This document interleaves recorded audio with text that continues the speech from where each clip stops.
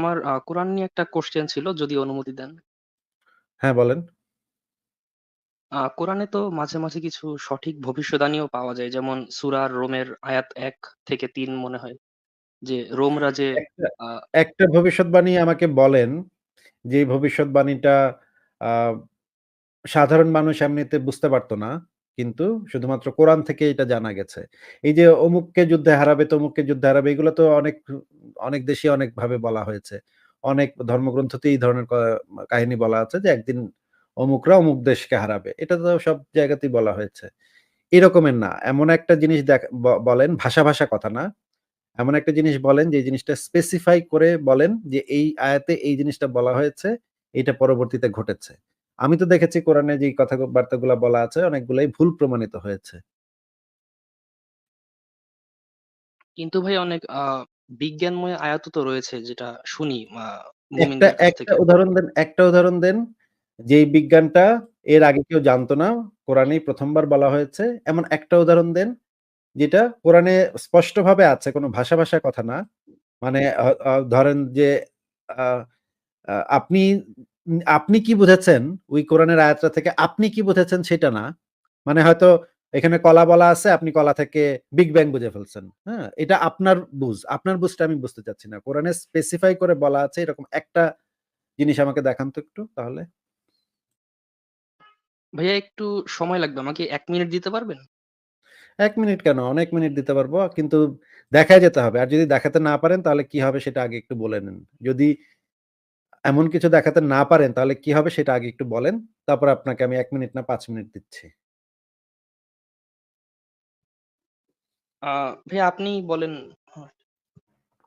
তাহলে আপনি বলবেন যে এই যে আ এই কোরআনের ভিতরে যে বিজ্ঞান এগুলা যে আপনারা বলেন, এগুলো অত্যন্ত নোংরা কথা বলেন, বাজে কথা বলেন, মিথ্যা কথা বলেন, বানায় বলেন। এগুলো আপনি স্বীকার করে যাবেন। ঠিক আছে? যদি দেখাতে না পারেন। ঠিক আছে? হয়তো ভাই আজ দেখাতে পারবো না, কিন্তু মানে খুঁজলে হয়তো পাওয়া যাবে। না, আপনারই দেখাতে হবে তো। আপনি না দেখাতে পারলে আরেকজন যে দেখাচ্ছে সেটার সত্যতা কতটুকু সেটা আপনি কিভাবে বুঝলেন? আপনি যাচাই করেন নাই? আরেকজন দেখাতে পারবে, সে দেখাতে পারবে সেটা তো আপনার কোনো কথা না। এটা তার কথা। তার আসতে হবে সেটা নিয়ে কথা বলতে হলে। আপনি দেখাতে পারবেন কিনা? আপনার সাথে তো আমি কথা বলছি। আরেকজনের সাথে তো কথা বলছি না, তাই না? জি ভাইয়া, একটু সময়, 1 সেকেন্ড। না, আপনি এটা আগে বলেন। ১ মিনিট তো দিচ্ছি আপনাকে। কিন্তু আগে একটু বলে নিন যে আপনি যদি এটা দেখাতে না পারেন তাহলে আপনি এখানে বলবেন, সবার সামনে বলবেন যে কোরআনের ভিতরে কোনো বৈজ্ঞানিক কথাবার্তা, কোনো ভবিষ্যৎবাণী নাই। এগুলা আমি এসে মিথ্যা কথা বলেছি, বানিয়ে বলেছি আমার ধর্মকে মানে সত্য প্রমাণ করার জন্য ইচ্ছাকৃতভাবে মিথ্যা কথা বলেছি। এই কথাটা আপনি স্বীকার করে যাবেন যদি দেখাতে না পারেন। ঠিক আছে? ভবঘুরে ভাইয়া বলেন। সূরা ১১ আয়াত না, আগে এটা ৬৭। বলে নেন। আগে এটা বলে নেন যে আপনি আ এই কাজটা করবেন যদি দেখাতে না পারেন তখন। ঠিক আছে? এটা তো ভাই মুশকিল হয়ে যায় একটু। কেন মুশকিল হয়ে যায় কেন? আ আপনি যদি দেখাতে না পারেন তাহলে তো আপনি দেখাতে পারছেন না। বা আপনার কি সেই কনফিডেন্স টা নাই যে আপনি দেখাতে পারবেন কি পারবেন না? আ আত্মবিশ্বাস নাই? দেখাতে মানে আপনি নিজেই জানেন যে এটা দেখাইতে আপনি পারবেন না। এই কারণে গাইগুই করতেছেন। আ কোরআন আহ ভাই আমি মানে তো ভাই আপনার কোরআন ওটা তো দেখবই তো। কোরআনের আয়াতটা দেখবো এবং আপনি কি বিজ্ঞান আছে সেটাও আমি দেখব তো। অসুবিধা নেই। আমি দেখব তো, অসুবিধা নেই। আপনি কোরআনের আয়াত বলবেন, আমরা বের করব, খুঁজে দেখব কি আছে। কোন সমস্যা নেই। কিন্তু আপনি যদি কোরআনে এরকম কোন বৈজ্ঞানিক তথ্য দেখাতে না পারেন, তখন কি হবে সেটা একটু বলে তারপরে আপনি দেখান। বলেন যে আপনি যদি দেখাতে না পারেন তাহলে বলবেন যে কোরআন নিয়ে আমি আসলে মিথ্যা কথা বলছি, বানায় বলছি। ইসলামকে জেতাবার জন্য আমি বানায় কথা বলছি। এটা আপনি স্বীকার করবেন। ঠিক আছে? সেক্ষেত্রে ভাই একটা জিনিস প্রমাণ হবে যে কোরআন বিজ্ঞানের বিষয় না, হেদায়েতের বিষয়ে কথা বলে। তাহলে তো আপনি বিজ্ঞানের বিষয় নিয়ে আসলেন কেন তাহলে? যে আপনি যখন দেখবেন যে মানে হচ্ছে না আপনার মানে আপনি যেই কাজটা করতে আসছিলেন, যে চালাকিটা করতে আসছিলেন সেটা ফুলফিল হচ্ছে না। তখন আবার বলবেন যে, "না। কোরআন তো বিজ্ঞানের বই না, কোরআন তো হেদায়েতের বই ভাই। এ কোরআনের ভিতরে বিজ্ঞান নাই তো ভাই। বিজ্ঞানের দরকারও নেই।" মানে আগেই চালাকি, আগেই মানে রাস্তা তৈরি করে রাখছেন পালানোর। মানে পেছনের দরজা আগেই খুইলা রাখছেন যে এই ধরা খাইলে এদিক দিয়ে পালামু। ভাই এটারে কি বলে জানেন ভাই? বাবুঘরে ভাই এটারে বলে পিছনের দরজাটা আগে থেকে রেডি করে রাখা। যে যদি ধরা খাই তাহলে এদিক দিয়ে দৌড় দিমু। হুম, বুঝতে পেরেছেন ভাই? বাবুঘরে ভাই আপনার তো কথা শুনে মনে হচ্ছে না আপনার সেই কনফিডেন্স আছে। আলোচনা না করার ভাই মতো আছে। কনফিডেন্স আপনার নাই। তাহলে আপনি পেছনের দরজা আগেই খুলে রাখতেছেন কেন? যদি আপনি দেখাইতে না পারেন তখন আপনি আবার বলবেন, "না ভাই, কোরআন তো বিজ্ঞানের বই না।" যখন দেখা দেখা যাবে সব দিক থেকে ধরা, কোরআনের ভিতরে উদ্ভট অযৌক্তিক কথাবার্তা বলা আছে। আমি দেখাবো, অবশ্যই দেখাবো আপনাকে। তখন আপনি বলবেন, "না ভাই, কোরআনকে তো বিজ্ঞান খুঁজলে হবে না। কোরআনে তো বিজ্ঞান খুঁজলে হবে না। কোরআন তো হচ্ছে বিজ্ঞানের বই না। কোরআন হচ্ছে হেদায়েতের বই।" মানে চামবাজিটা আগেই ঠিক করে রাখছেন। ওই সময় কি চামবাজিটা করবেন, কি চাপাবাজিটা করবেন, কি তেনাবাজিটা করবেন, কি গোঁজামিলটা দিবেন এটা আগে থেকে ঠিক করে রাখছেন নাকি? না ভাই সেরকম কিছু ভেবে তো আসেনি। মানে হঠাৎই প্রবেশ করা। কিন্তু আমার তো মনে হচ্ছে যে আপনি তো আগে থেকে আপনি তো এখনো আলোচনাতে যাই নাই। আপনি হয়তো আপনার কাছে যদি এরকম শক্তিশালী প্রমাণ থাকে, তাহলে আমি অবশ্যই মেনে নিব। যদি যুক্তি দিয়ে দেখাতে পারেন আমাকে অবশ্যই মেনে নেব। কিন্তু আপনার কথা শুনে মনে হচ্ছে আপনি আগে দেখানোর চেষ্টা করবেন। যেই দেখবেন ফাইসা গেছেন, তখন কি করবেন? না ভাই কোরআন তো হচ্ছে গিয়ে হেদায়েতের বই। এটা তো বিজ্ঞানের বই না ভাই। এই যে চালাকিটা আপনি করবেন আগে থেকে ঠিক করে রাখছেন আপনি। না ভাইয়া মানে এরকম কিছু ঠিক করিনি। প্রমাণ দেওয়ার জন্যই এই তো যে আসলাম। এইমাত্র তো আপনি বললেন, এইমাত্র বললেন যে যদি প্রমাণ করতে না পারি, বিজ্ঞান আছে প্রমাণ করতে না পারি, তাইলে প্রমাণ হবে যে কোরআন তো হিদায়াতের বই। এই কথাটার দ্বারাই তো এটাই তো মিন করে যে আপনি আগে থেকে পিছনের রাস্তা মানে ঠিক করে রাখছেন যে এই জায়গায় ধরা খাইলে ওদিক দিয়ে পলামু। এটাকেই তো বলে পেছনের রাস্তা ঠিক করে রাখা। হ্যাঁ? ব্যাকডোর ওপেন করে রাখছেন আপনি। যে এদিক দিয়ে চেষ্টা করব ঢুকতে কিন্তু যদি ধরাটা খাই, পুলিশে যদি ধরে ফেলে, তখন এই পিছনের রাস্তাটা খুইলা রাখলাম এদিক দিয়ে দৌড় দিমু।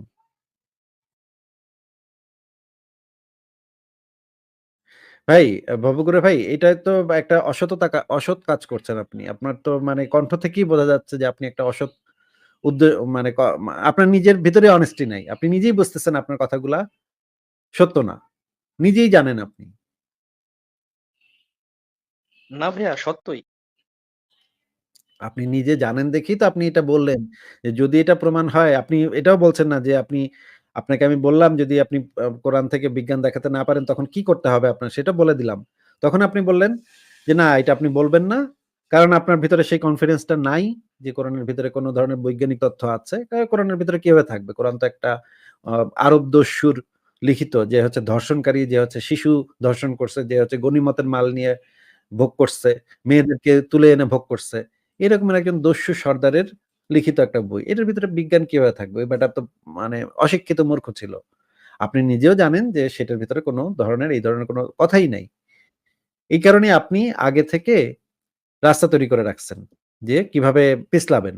নাকি ভাই? তাহলে ভাই বর্বর হলে এত বিরাট একটা জ্ঞানী বই কিভাবে লিখলো? জ্ঞানী বই কোথায়? এর থেকে অনেক জ্ঞানী বই তো হোমার লিখেছে। মহাকবি হোমার তো ২ টা মহাকাব্য লিখেছে 'ইলিয়াড' 'ওডিসি'। আর এটার জ্ঞানী বই কোথায়? এটার ভিতরে তো আছে অমুসলিমরা নিকৃষ্ট জীব, ওদেরকে মাইরা ফেলা, কাইট্টা ফেলা, গনিমতের মাল বানা, মানে ওদেরকে তুলে নিয়ে আয়, ওদেরকে যেখানেই পাও হত্যা করো, ওত পেতে বসে থাকো, আর নিজের কিছু প্রশংসা। আল্লাহ নিজের প্রশংসায় নিজেই পঞ্চমুখ। সারাক্ষণ নিজের প্রশংসা করতেছে। আমি এইটা, আমি সেইটা, আমি দয়ালু, আমি করুণাময়। মানে পাতায় নিজের প্রশংসা। এই কি রে ভাই? তুই কি মানে মানে নিজের প্রশংসা কেউ এইভাবে নিজের করতে পারে? এটা তো ভাই মানে একটা ব্যাপার। এত স্রষ্টা তো প্রশংসা কেউ করতেই পারে নিজের প্রশংসা। কেন করতে পারে? কে বলছে আপনারে করতে পারে? আপনাকে অন্যান্য ধর্মেও তো নিজের প্রশংসা নিজেও করেছে। মানে অন্য ধর্ম করেছে দেখে আপনার ধর্মেও করতে হবে। মানে মনে করেন আমি নিজের প্রশংসা করতেছি। আমি করুণাময়, আমি দয়ালু, আমি এটা, সেটা। এগুলা কেমন কথা? এগুলা কি উদ্ভট কথা? নিজের প্রশংসা সারাক্ষণ একজনের প্রশংসা অন্য আরেকজন মানুষ করতে পারে। কিন্তু ওই বেটা নিজে বইসা আমার তোমাদের সবার আমারে প্রশংসা করতে হবে সারাক্ষণ। খালি প্রশংসা চায়। মানুষের কাছ থেকে খালি প্রশংসা চায়। ওই প্রশংসা না করলে সে চিত্তে যায়। এ কি ভাই? এ কি মাথা খারাপ নাকি? এই লোকের মাথা খারাপ নাকি? মানে আচ্ছা ভাই আপনার আল্লাহ কি বিজ্ঞানের আপনার কি আয়াতটা একজন দেখাই। না, না, বিজ্ঞানের আয়াতটা অবশ্যই আমরা দেখব। কিন্তু আপনি আগে এটা বলে নেন যে আপনি যদি বিজ্ঞানের আয়াত কোনো দেখাতে না পারেন, তাহলে আপনি এটা বলবেন যে আমি আ কোনো বিজ্ঞানের আয়াত দেখাতে পারি নাই। কোরআনের ভিতরে কোনো বৈজ্ঞানিক তথ্য নাই। আমি মিথ্যি এগুলা আপনার সামনে এসে বলেছি যেন ইসলামকে মিথ্যা দিয়েও হলেও সত্য প্রমাণ করা যায়। এই কাজটা করার জন্য আপনি এসছেন, এটা আপনি স্বীকার করবেন। তারপরে আমি দেখব অবশ্যই। না ভাই, মিথ্যা বলার জন্য তো আসিনি। মানে এটা প্রমাণ হবে যে আমি ভুল জেনেছি। আমি স্বীকার করব। আচ্ছা ঠিক আছে দেখান বলেন। কত নম্বর আয়াত বলেন। কি আছে সেটা একটু আগে বলেন, তারপরে বলেন কত নম্বর আয়াত। আ ভাই, সমস্ত প্রাণীর উৎপত্তি যে পানি থেকে, এরকম একটা আয়াত ছিল। সমস্ত প্রাণীর উৎপত্তি পানি থেকে এটা তো বহু গ্রন্থে এর আগে বলা আছে। মানে আচ্ছা ঠিক আছে। আমি আপনাকে দেখাচ্ছি, হ্যাঁ?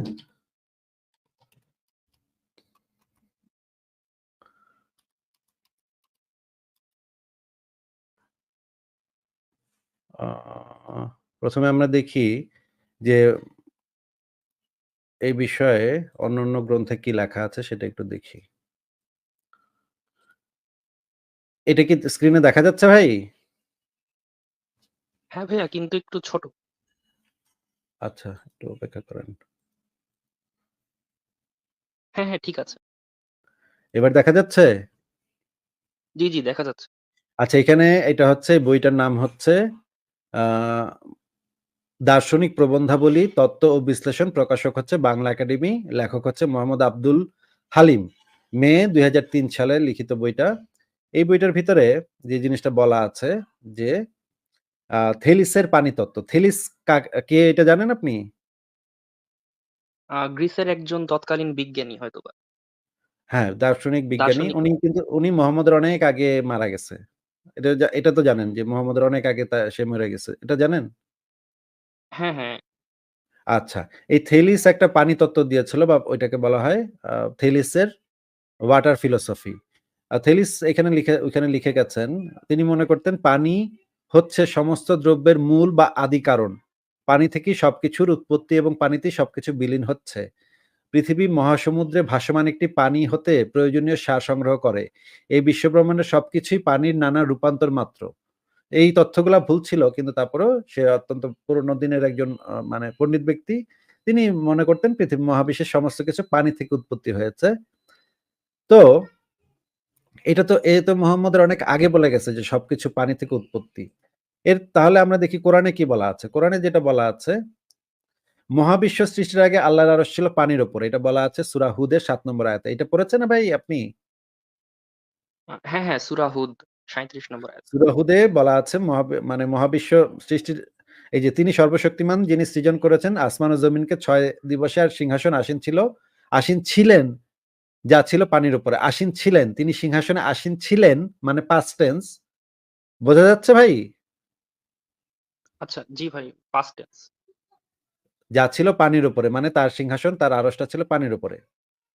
এটা হাদিসে বলা আছে যে সহিহ বুখারী ৭৪২৭ নম্বর হাদিসে বলা আছে, তখন তার আরশ পানির উপর ছিল। মানে হচ্ছে মহাবিশ্ব সৃষ্টির আগে যখন কোনো কিছুই সৃষ্টি হয় নাই তখন তার আরশটা পানির উপর ছিল। বোঝা যাচ্ছে ভাই? জি, জি, এটা তো হাদিস থেকেই দেখাচ্ছে। আচ্ছা এবার দেখি আমরা বাইবেলে এই বিষয়ে কি বলা আছে। বাইবেলে একই কথা বলা আছে। বাইবেলে আপনি যদি বাইবেল পড়েন, বাইবেল আদি পুস্তক ১ নম্বর মানে ১ নম্বর, ২ নম্বর, ৩ নম্বর থেকে ৭ নম্বর ভার্সে যেটা বলা আছে, অন্ধকারে আবৃত ছিল জলরাশি আর ঈশ্বরের আত্মা সেই জলরাশির উপর ভেসে বেড়াচ্ছিল।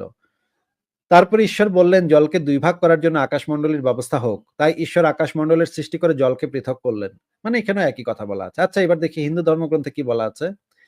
হিন্দু ধর্মগ্রন্থের ভিতরে আ দেবা দেবানাগারি আ অয়কান আ অযোধ্যাকাণ্ড সর্গ ১১১ শ্লোক ৩ এ যেটা বলা আছে, "At the beginning all this was water from which the earth was created. Thereafter the self-extinct Brahma along with the gods came into existence." মানে এটার বাংলা আপনি বুঝে নিয়েন। এটার প্রায় কাছাকাছি কথা মহাভারতেও বলা আছে। মহাভারতে মহাবিশ্বের সৃষ্টি সম্পর্কে যেটা বলা আছে, মহাভারত আদি শান্তিপ পর্ব অষ্টাধিক দ্বিশততম অধ্যায় প্রজাপতি বিবরণ সৃষ্টি বিস্তার।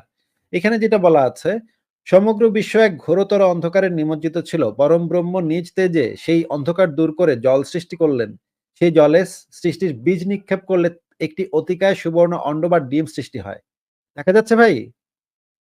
হ্যাঁ, হ্যাঁ, দেখা যাচ্ছে। আচ্ছা। তার মানে কোরআনে তো এই মানে পানি থেকে সবকিছুর সৃষ্টি এটা তো কোরআন ১ম বলেনি। কোরআনের অনেক আগে হিন্দু ধর্মগ্রন্থ, তারপরে বাইবেল, থেলিস এরা সব বাইবেলে গেছে নাকি? হ্যাঁ, মানে আপনি বলতে চাচ্ছেন আগেও এটা মানুষ জানতো এরকম? এটা তো বহু পুরনো কথা। মানে থেলিসের আমল থেকে প্রচলিত কথা যে পানি থেকে সবকিছুর সৃষ্টি। থেলিস যেহেতু অত্যন্ত গুরুত্বপূর্ণ দার্শনিক ছিলেন গ্রিসের, তার মতবাদটা সারা পৃথিবীতে বেশ প্রচার পায় এবং মানুষ তখন তার এই মতবাদটাকে গ্রহণ করে। একটা প্রতিষ্ঠিত মতবাদ ছিল সেই সময়। এই মতবাদই কোরআনে বলা আছে। কিন্তু এই কথাটা তো ঠিক না। মানে এটা যদি আমরা ওই সময় তো ভাই পরবর্তীতে এরকম কিছু বলেছিল যে বায়ু, অগ্নি, পানি এসব থেকে সব সৃষ্টি। এরকম কিছু। বা আমি আপনাকে দলিলগুলা দেখাচ্ছি না? আপনি কি দলিলগুলা দেখতে পাচ্ছেন না? জি, জি, দেখতে পাচ্ছি। আমি আপনাকে থেলিসের যে পানিতত্ত্ব সেটা দেখাই নাই? হ্যাঁ, হ্যাঁ, দেখিয়েছেন। আচ্ছা, আচ্ছা, বুঝতে পেরেছি। তো আশ্চর্য কথাবার্তা মানে আমি তো বুঝলাম না। আপনাকে আমি দলিল মানে বই বের করে দেখাচ্ছি তারপর আপনি উল উল্টা বুঝতেছেন কোত্থেকে কি বুঝতেছেন বুঝলাম না তো। আমি আপনাকে দলিল বের করে হিন্দু ধর্মগ্রন্থে বাইবেল, তারপর হচ্ছে থেলিসের যে মানে পানিতত্ত্ব সেটাও আপনাকে আমি বই বের করে দেখাইলাম। এরপর আপনি কি বলতেছেন ভাই এই সমস্ত? তার মানে আমরা দেখতে পেলাম যে পানি থেকে সবকিছুর সৃষ্টি এইটা কোরআন তো ১ম বলেই নাই। ২ নম্বর কথা হচ্ছে পানি থেকে মহাবিশ্বের সৃষ্টি এটা একটা ভুল কথা। কারণ হচ্ছে এই যে দেখেন পানি আর আল্লাহর আরশ ছিল, পানির উপরে ছিল। তার মানে মহাবিশ্ব সৃষ্টির আগে পানি সৃষ্টি হইছে নাকি? এখান থেকে বলেন তো ভালো এটাই করে। বোঝা যাচ্ছে। তাহলে মহাবিশ্ব সৃষ্টির আগে পানি কিভাবে তৈরি হয়? যখন অক্সিজেন, হাইড্রোজেন তৈরি হয় নাই। মহাবিশ্বের উৎপত্তির সময় তো হাইড্রোজেন, হিলিয়াম এগুলা তৈরি হইছে। এরপরে অন্যান্য মৌলিক পদার্থগুলা তৈরি হইছে। যখন অক্সিজেন, হাইড্রোজেন, অক্সিজেন কিছুই তৈরি হয় নাই, তখন পানি কোত্থেকে আসলো ভাই?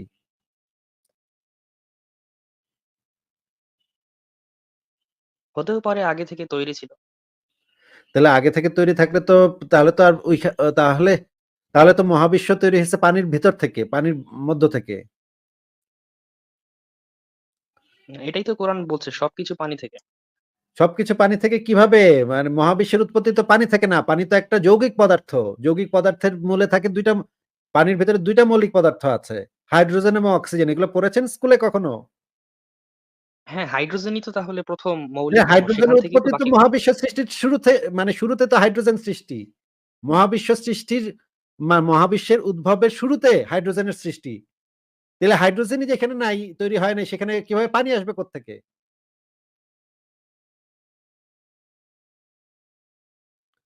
মহাবিশ্ব যখন মানে উদ্ভব ঘটে সেই সময়টাতে হাইড্রোজেনের সৃষ্টি এটা জানেন? জি, জি, জানি। তাহলে মহাবিশ্ব সৃষ্টির আগে পানি কোত্থেকে আসবে? আশ্চর্য!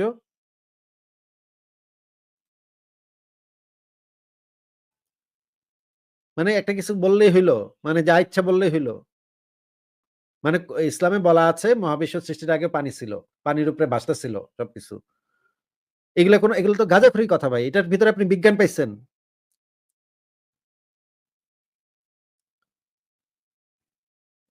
বলেন এটার ভিতরে বিজ্ঞান খুঁজে পেয়েছেন আপনি নাকি? আ হয়তো ভাই এটাই পাইনি কিন্তু অন্য একটা আয়াতে পেতেও পারি।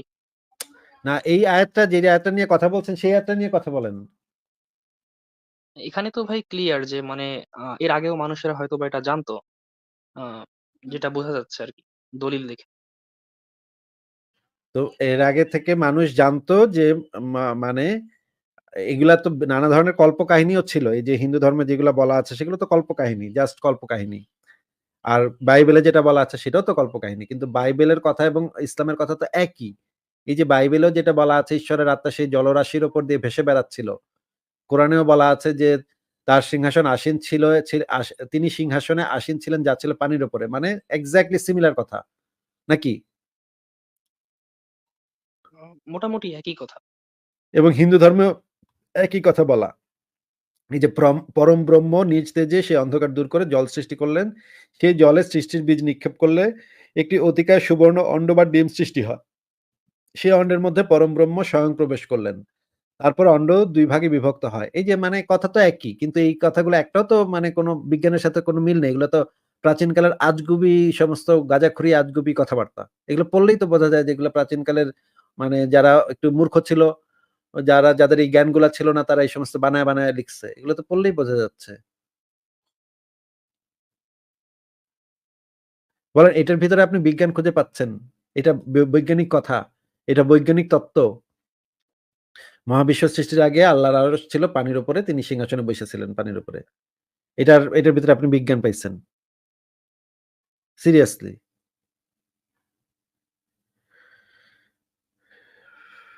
আচ্ছা ভাই, আমার কাছে হয়তোবা মিথ্যাচার করা হয়েছিল। মানে আমি অত ভালো করে জানি না বিষয়টা। আমি জাস্ট একটু জিজ্ঞেস করতে আসছিলাম। আচ্ছা আর কোন কি আছে? এটা তো ঠিক আছে। এটা না হয় আপনারটা মানে হইল। আর কোন কি আছে কোরআনের ভিতরে বিজ্ঞান? আর কিছু পেয়েছেন? দেখান তাহলে। ভাই ১০ সেকেন্ড। আচ্ছা ঠিক আছে ১০ সেকেন্ড নেন। কিন্তু এবার একটু ভালো আয়াত দিয়েন, হ্যাঁ? এত সহজে মানে শক্তিশালী একটা পয়েন্ট দিয়েন। ঠিক আছে? হ্যাঁ ভাইয়া, পেয়েছি। হ্যাঁ, বলেন কত নম্বর? আ সূরা নূর আয়াত ৪৩। একটু বলেন আগে এখানে কি বলা আছে? তুমি কি দেখো না আল্লাহ মেঘমালাকে সঞ্চালিত করেন, অতঃপর তাদের একত্রিত করেন ও পুঞ্জীভূত করেন। তুমি কি দেখতে পাও অতঃপর তা থেকে নির্গত হয়ে বারিধারা। আকাশস্থিত মেঘ থেকে তিনি বর্ষণ করেন শিলা এবং এ দ্বারা তিনি যাকে ইচ্ছা আঘাত করেন। মেঘের বিদ্যুৎ ঝলক দৃষ্টিশক্তি কেড়ে নেয়। তো এটার ভিতরে কি বিজ্ঞান? এটা তো মানে যেকোনো মানুষ মানে যার চোখ আছে সে দেখলেই তো দেখবে যে মেঘ থেকে মেঘ আ হলে বৃষ্টি হয়। মেঘ বেড়ে গেলে আকাশে মেঘের পরিমাণ যদি বেড়ে যায় তখন বৃষ্টি হয়। এটা তো যেকোনো সাধারণ মানুষই একটা পাগল রাস্তাঘাটের একটা মাথা নষ্ট পাগলও তো উপরের দিকে তাকালে মেঘ দেখলে বুঝবে যে এখানে বৃষ্টি হবে। ভাই আপনি কোরআন না পড়লে কি এটা জানতে পারতেন না? মানে বিষয়টা তো বিজ্ঞানসম্মত। মানে বিজ্ঞানসম্মত মানেটা বুঝলাম না তো। মনে করেন আমি একটা কাগজে লিখলাম যে অনেক খাওয়া-দাওয়া করলে আর ক্ষুধা লাগে না। অনেক খাইলে ক্ষুধা লাগে না ভাই। অনেক খাইছি আজকে এজন্য আর ক্ষুধা লাগতেছে না। এই কথাটা কি একটা বৈজ্ঞানিক কথা? হ্যাঁ, এটাও বৈজ্ঞানিক কথা। মানে খেলে তো আর খিদে মানে লাগবে না। মানে এই কথাটা যদি ৫০০ বছর পর কেউ একটা মানে উদ্ধার করে আমার এই কথাটা একটা কাগজে লিখছিলাম আমি। সে কি ভাববে? বাপরে বাপ! আসিফ মহিউদ্দিন তো কি একটা বৈজ্ঞানিক কথা লিখা গেছে। এটা তো নোবেল পুরস্কার দেওয়া উচিত ছিল। খাইলে খিদা লাগে না, অনেক খাইলে খিদা লাগে না। সাংঘাতিক তো ভাই। কি বিজ্ঞান, কি বিজ্ঞান, কি বিজ্ঞান। এটা বলবে? বা ধরেন আমি ঘুমাইলে চোখে দেখি না। আমি লিখলাম একটা কাগজে আমি ঘুমাইলে চোখে দেখি না। হ্যাঁ? খালি স্বপ্ন দেখি মাঝে, মাঝে কিন্তু ঘুমাইলে আর চোখে দেখন যায় না। এই কথাটা তো যেকোনো একজন পাগলেও বুঝে নাকি? ভবঘুরে ভাই? আ হ্যাঁ, বুঝে অনেকে। খাইলে ক্ষুধা লাগে না, ঘুমাইলে চক্ষে দেখি না। এই কথাটা জানার জন্য তো আমার আল্লাহর কাছ থেকে আয়াতের দরকার নেই। আয়াতের দরকার আছে এটার জন্য?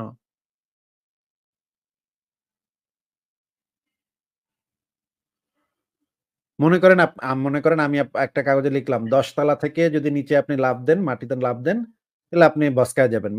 মইরা যাওয়ার সম্ভাবনা সমূহ। ১০ তালা থেকে লাফ দিলে নির্ঘাত মরবেন। এই কথাটা যদি আমি একটা কাগজে লিখি এটা কি বিজ্ঞানের কথা? এটা মানুষ আগে জানত না?